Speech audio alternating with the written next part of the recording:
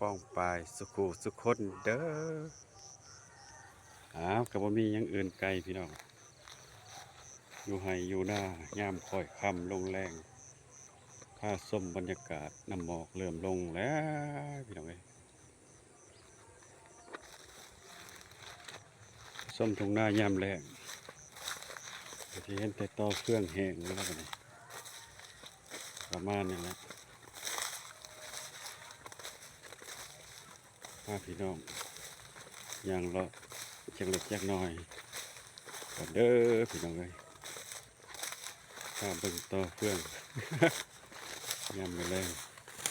ตะเว้นตกดินนี่นะพี่น้องตกดิน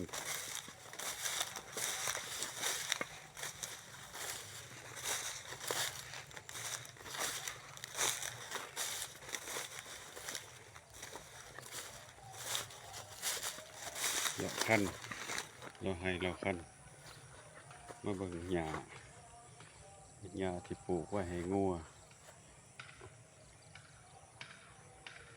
ประมาณนั้นแล้วมีกอสิไข่ก็ชุดเล่ง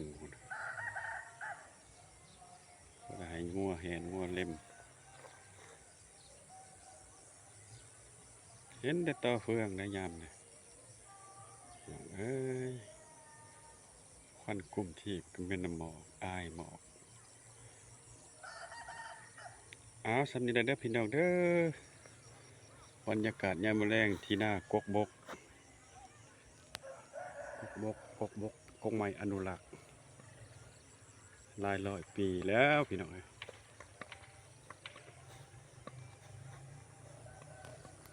ขอบใจพอกันคลิปหน้าเด้อพี่น้องเด้